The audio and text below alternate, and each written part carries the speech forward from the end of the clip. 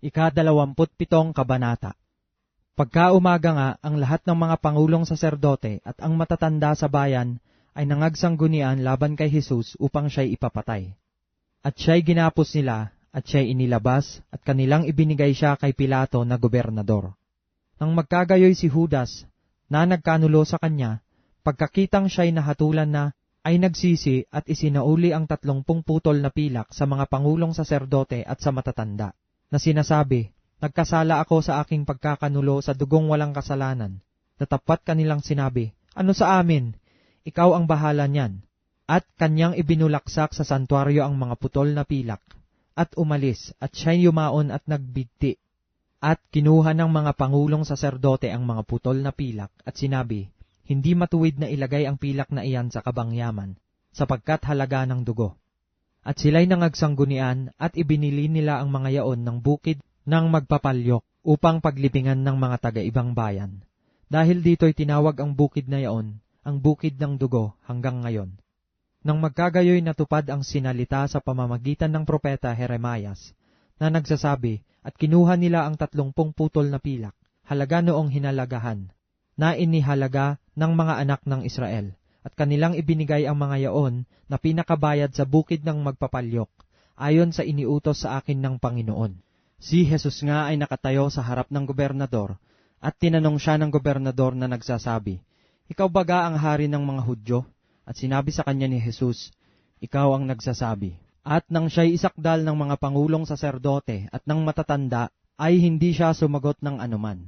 Nang magkagayoy sinabi sa kanya ni Pilato, "Hindi mo baga naririnig kung gaano karaming bagay ang kanilang sinasaksihang laban sayo?" At hindi siya sinagot niya, nang kahit isang salita man lamang, anupat nang gilalas na mainam ang gobernador.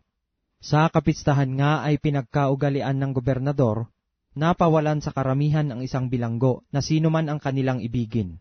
At nooy sila'y may isang bilanggong bantog na tinatawag na Barabas. Nang sila'y mangagkatipon nga, ay sinabi sa kanila ni Pilato, "Sino ang ibig ninyong sa inyo'y aking pawalan? Si Barabas o si Jesus na tinatawag na Kristo?" Sapagkat natatalastas niya na dahil sa kapanaghilyan ay ibinigay siya nila sa kanya. At samantalang nakaupo siya sa luklukan ng pagkahukom, ay nagsugo sa kanya ang kanyang asawa, na nagsasabi, "Huwag kang makialam sa matuwid na taong iyan, sapagkat ngayong araw na ito'y naghirap ako ng maraming bagay sa panaginip dahil sa kanya." Inudyukan ng mga pangulong saserdote at ng matatanda ang mga karamihan, na hingin nila si Barabas at puksain si Jesus. Datapwat sumagot ang gobernador at sa kanila'y sinabi, "Alin sa dalawa ang ibig ninyong sa inyo'y aking pawalan?" At sinabi nila, "Si Barabas." Sinabi sa kanila ni Pilato, "Ano ang gagawin kay Jesus na tinatawag na Kristo?"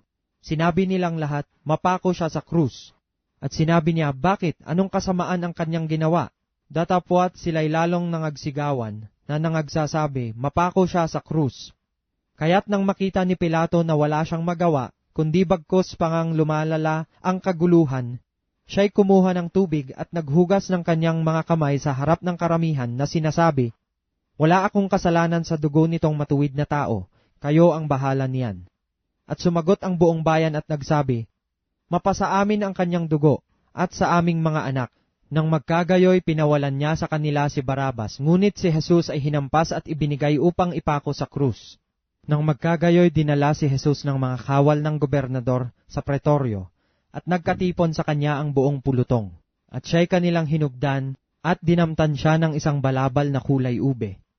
At sila'y nangagkama-kama ng isang putong na tinik, at ipinutong sa kanyang ulo at inilagay sa kanang kamay niya ang isang tambo.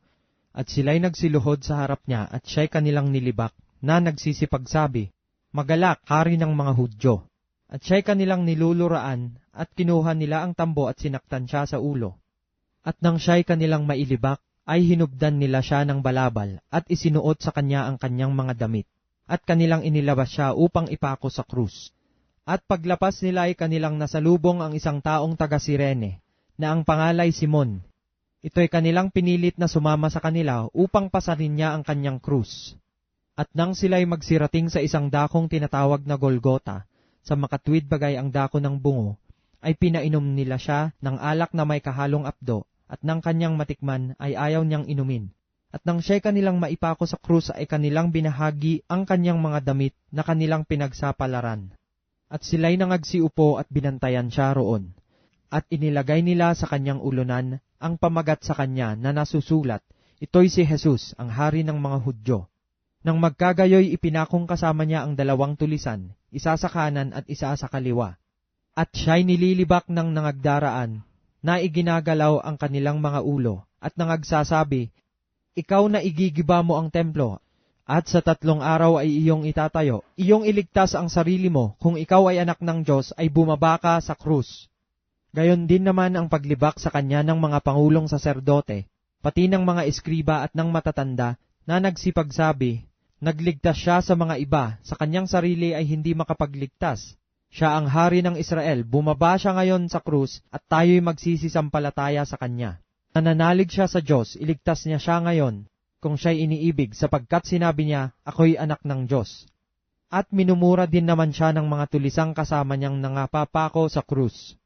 Mula nga ng oras na 6 ay nagdilim sa ibabaw ng buong sangkalupaan hanggang sa oras na 9.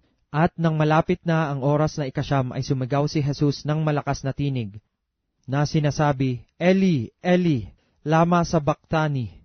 Sa makatwid bagay, Diyos ko, bakit mo ako pinabayaan?" At nang marinig ito ng ilan na nangakatayo roon ay sinabi, "Tinatawag ng taong ito si Elias." At pagkarakay tumakbo ang isa sa kanila at kumuha ng isang espongha at binasa ng suka, saka inilagay sa isang tambo at ipinainom sa kanya. At sinabi ng mga iba, "Pabayaan ninyo.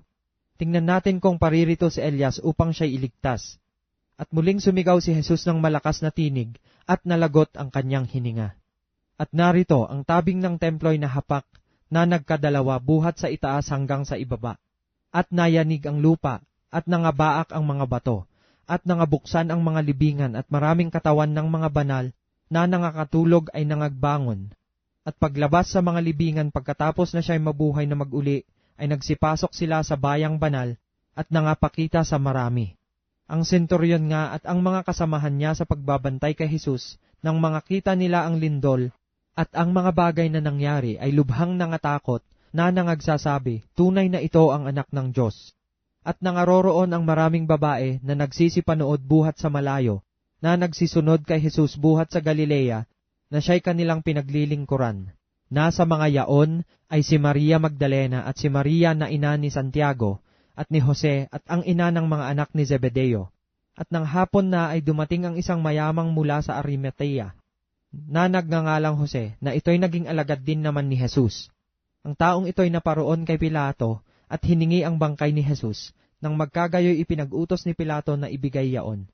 At kinuha ni Jose ang bangkay at binalot niya ng isang malinis na kayong lino, at inilagay sa kanyang sariling bagong libingan, na kanyang hinukay sa bato, at iginulong niya ang isang malaking bato sa pintuan ng libingan at umalis.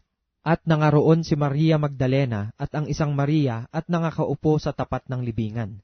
Nang kinabukasan nga, na siyang araw pagkatapos ng paghahanda, ay nangagkatipon kay Pilato ang mga pangulong saserdote at ang mga Fariseo, na nagsisipagsabi, "Ginoo, naaalaala namin na sinabi ng magdarayang yaon, nang nabubuhay pa, pagkaraan ng 3 araw ay magbabangon akong muli.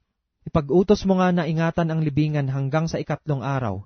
Baka sakaling magsiparoon ang kanyang mga alagad at siya'y nakawin, at sabihin sa bayan, siya'y nagbangon sa gitna ng mga patay, at lalong sasama ang huling kamalian." Sinabi sa kanila ni Pilato, "Mayroon kayong bantay, magsiparoon kayo. Inyong ingatan ayon sa inyong makakaya." Kaya't sila'y nagsiparoon at iningatan nila ang libingan. Tinatakan ang bato na kasama nila ang bantay.